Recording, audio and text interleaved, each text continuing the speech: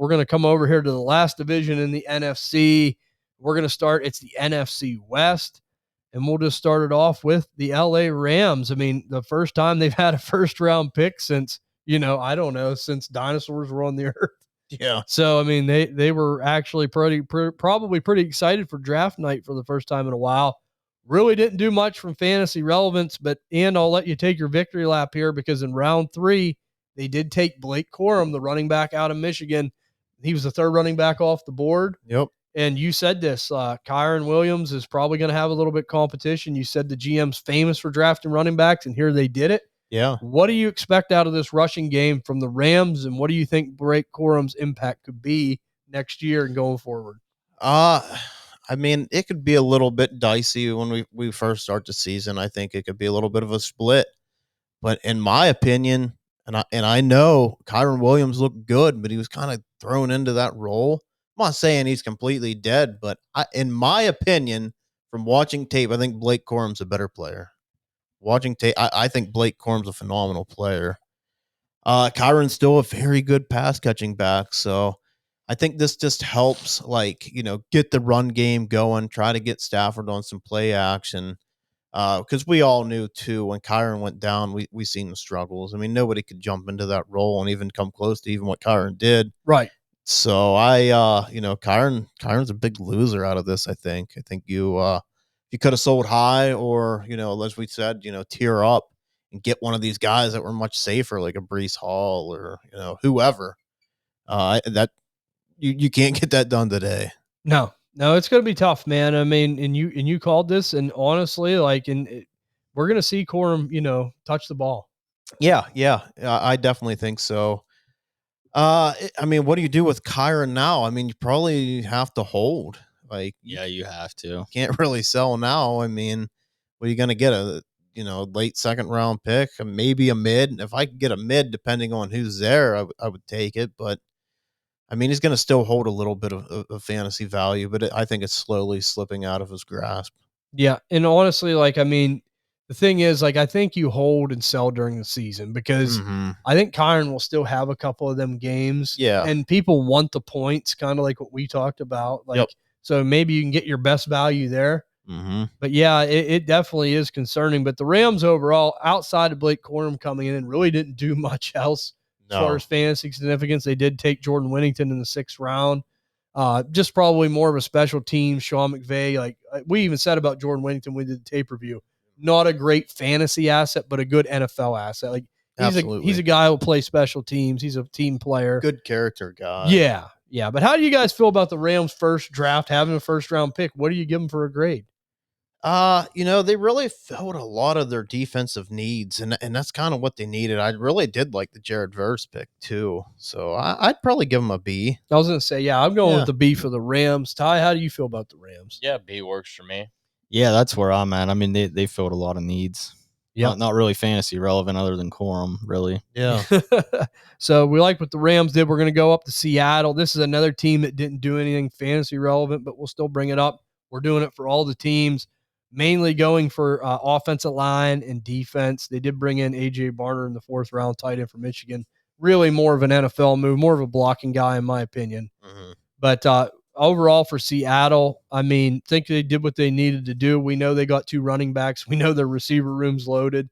They didn't need to bring in any skill position players, maybe outside of a quarterback. Mm-hmm. So I don't mind what they did here. I mean, just from an NFL standpoint, I'll just give them a B-. I mean, I think they did what they had to do. Do you agree with that, Ann? Yeah, I'd say a B-. I really like the Byron Murphy pick. Yeah, Ty, really Seattle? Yes, C+. C+? Yeah, I'll give them a B. A B? Okay. Last thing I want to say about Seattle, and I want to ask you guys, since we're not talking a lot of draft things with them, Sam Howell, Geno Smith.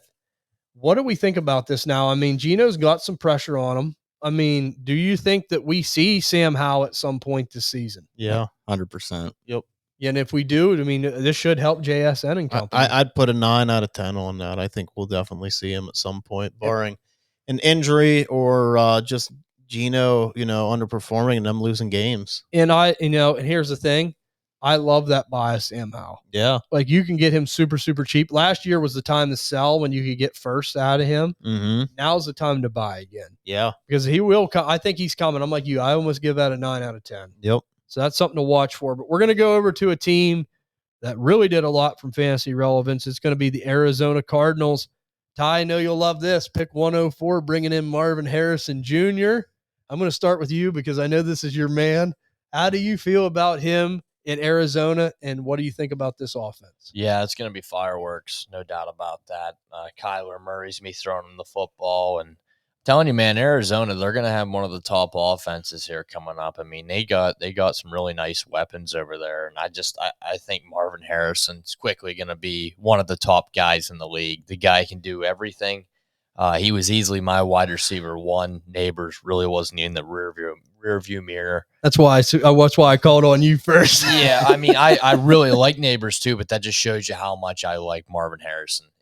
He's going to be a generational talent, and I think Arizona were one of the big winners in this draft. Even by trading back a lot of the players they didn't want, they got a lot of draft picks in this draft, man. They do a good job doing that. They always do that. They do a trade really back, nice. trade forward. Like they do a good job. Yeah, They definitely do. But how do you guys feel about Marv? We knew Ty was excited, but boy, landing in Arizona, this is one we hoped for, and it happened.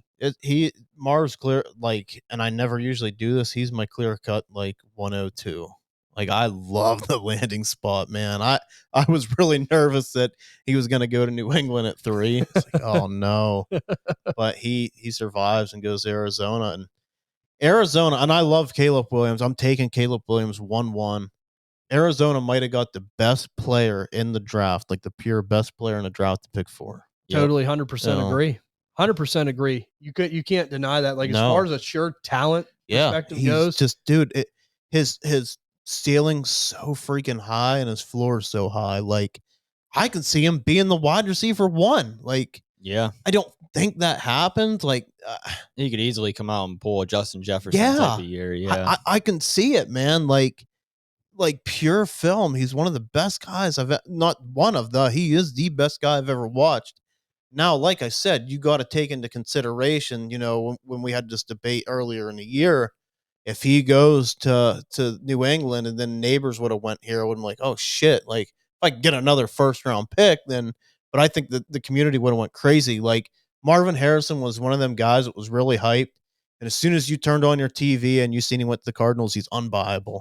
Yeah. Like, dude, he's unbuyable. Like that's a dream scenario. Yeah. Like what are you going to give up for Marvin Harrison? Like 4 first? Like, right. So like, I don't even know if I would do that. So like right now, knowing the landing spot, we wait for this. Knowing the landing spot, where do you have him? Like off the top of your head in your rankings for next year, right off the top. Of your like pure Dynasty. Yeah. Okay, so I got Jefferson ahead of him. I would have Lamb. I would have Lamb ahead of him yet. Chase. I would not have Chase over him. No, Amon-Ra. I would have Amon. 4. I have him at 4. I have him just behind. Yeah, I'd still take him. Yeah, you got to take Amon-Ra. You don't have to. I mean, I think there's a clear case, but he's probably my wide receiver 4. Yep. Overall, how about for you guys? I would probably have him at 5. I think I still have Chase in there. So Chase ahead of him. He's 4, but he'd be nipping on him on Raw's heels. Yeah, me too. He's nipping. It's that close. Yeah, and I know they're gonna get it done. I just want Jared Goff to be signed. Right. Like it just hasn't been done yet. I like 9.9 out of 10. I'm sure it's gonna happen.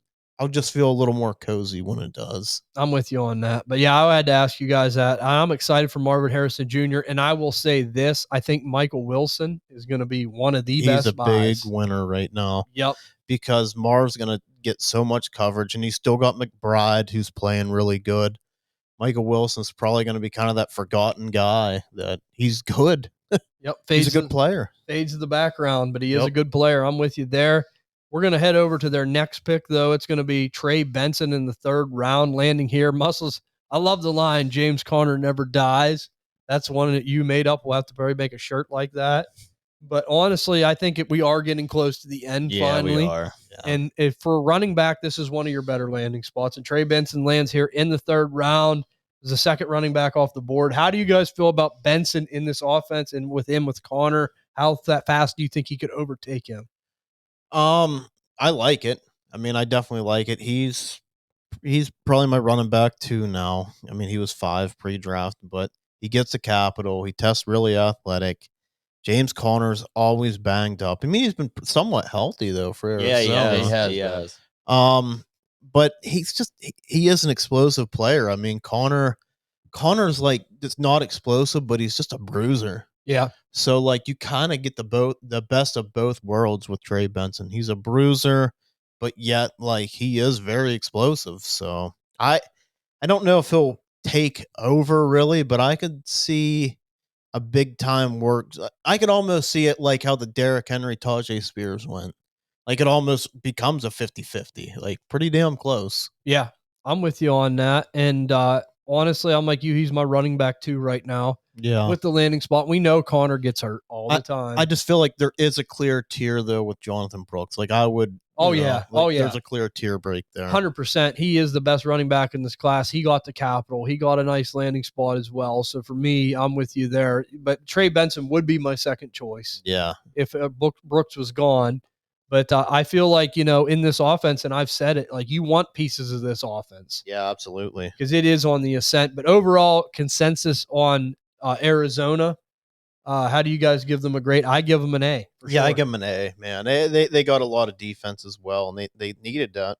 Ty, how do you feel about Arizona? Yeah, I'll give them an A+. I feel like they knocked this draft out of the park. Yeah, they have been. Yeah, I'll give them an A+ also. I think they did a great job of getting Marvin Harrison and then doing the whole trade up, trade back. I mean, look at how many draft picks they got. Yeah. So we say big winner Michael Wilson, big winner Kyler Murray too. Yeah. And I think, he is going to be, as long as Kyler's healthy with this offense, man, he should be rolling. And I love Jonathan Gannon too. Yeah, I do too.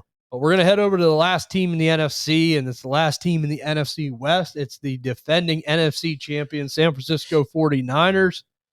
Round 1, Ricky Pearsall. That's all we got to say. He was a guy we really liked on the tape. We figured he'd be a high mid-second round guy, but he gets the late. I was shocked he was the first. Yeah, he gets the late first round capital, and a guy that was in our top 10 receiver rankings pre-draft. And lands in San Francisco here. I love it, man. I think this is a great spot for him. What do you think about Ricky in San Francisco? Be patient. Be patient. We've all said he can kind of be an inside and outside guy, I feel like. I think he'd be really good inside. And if they do decide to put him in the slot and run 3 wide formations, I think George Kittle takes a bit of a bump here. Yeah. And do we feel... And we'll talk about, they brought in Jacob Cohen as well, and we'll talk about him in a minute. Do we feel a receiver is definitely on the move? Oh, 100%. I don't. Just because, maybe not this year, depending on what they can get, because they're a championship team, man. Like they're just go for it, maybe ride it out. They are in a window that it is very hard to get in, and they are in that window. So you got to remember, injuries happen. I mean, for my own, just selfishness, I wish somebody was moved. I do, but I don't think they do. Yeah, I'm with you. I think they will try to ride it out. It's just how ugly does it get with Ayuk? Like, does it get super ugly? See, I think they're going to trade Ayuk. And I would rather trade Debo. Yeah, just because you're paying him all that money. Right. And I like Debo. Like, Debo's a beast, but man, he's always banged up. Try to keep Ayuk. Yeah, I would want to keep Ayuk. Yep, I'm with you. And what's funny is that they had offers on both players, I believe, during the draft, and they didn't pull the trigger on it. When we say, this could be the JSN situation, man. Yep. This could because I think Ricky Pearsall and JSN, I think JSN's still a bit of a better player, but I personally think that Ricky Pearsall will be, nipping on his heels. Ricky Pearsall's no slouch. Yeah, I'm with you on that. I'm with you on that for sure. And then we'll head on over to their next fantasy relevant pick. They took Isaac Guerendo out of Louisville, round 4. I mean, is this the handcuff to Christian McCaffrey, or do we still believe a little more in Elijah Mitchell? Well, and there's a guy that I know, TJ, you and I kind of liked him. He went undrafted. What was the number one thing that I said? I would love to see him in San Francisco, and that's Cody Schrader. Yep. So Cody Schrader is just a fast guy. I believe he got hurt at the combine. That's why he didn't, to continue to participate, man. But, like, you've seen some of the runs he made at Missouri. Like, I thought he looked really good, and I thought he had a good Senior Bowl. Bit surprised he went undrafted, but, I mean, man, I I think this is a perfect fit for him. I agree with that. And I think Garendo, we don't know a lot about Garendo, but what we do know, he's super freaking fast. So right. So like, I mean, Grendo just, I mean, would you take him later or would you pass? Like, how would you feel about it? He's going to what, like the third round, early fourth. I think I would pass. And then I think I'd just pick up Cody Schrader off your waiver wire. Take the gamble on him. Yeah, maybe a better fit. We see this happen all the time where the second guy is more relevant. Right. That is true. And that's something to watch for, guys. Cody Schrader is available. Pick him up because someone's going to take this handcuff job behind Christian McCaffrey. Yeah. So you got to keep that in mind. But we're going to go over to the last fantasy relevant pick the 49ers made. Talked about it a minute ago. Jacob Cohen, a guy we loved, gets fourth round capital, ends up in San Francisco and an offense. And I've said it, guys, and it's the same thing. Like when Kyle Shanahan takes these type of players and later in drafts, my antenna goes up because he's going to utilize them somehow. And this guy is a great route runner. Yep. And they have something in mind for him. So I love the Jacob Cohen pick. I love getting him later in fourth, fifth round rookie drafts. He's going there. A lot of people don't show him a lot of love. No. But I love the film and I like the landing spot. I know it's kind of crowded, but you never know. Yeah, it's crowded. He's one that I'd want to wait maybe until next year. But if you can get him in the fourth round, like he's a good player. Yeah. Yeah. He's a good player. And I'm like you, man. I mean, we love Ricky Pearsall, but what if Ricky Pearsall doesn't just fit the scheme or work out and it's Jacob Cohen? Like, yep. It's always good to take the second guy. You could always stack him on your taxi squad. Yeah, I think Jacob Cohen's a perfect taxi squad stash. Yeah, he is. He really is. Yeah. I thought that right away, too. And if he doesn't work out, just take him off your roster in 2 years. It don't mean nothing. Yep. But overall draft grade, I give the 49ers a B+ because outside of the other positions, or NFL relevance compared to fantasy relevance, I think they did well, too. Yeah, I'd give him a B. Him a B. Ty, how you feel about 49ers? B-. B-? Yeah, Must? I got a B. B? Yep. Okay. They're always solid, besides Trey Lance. Yep.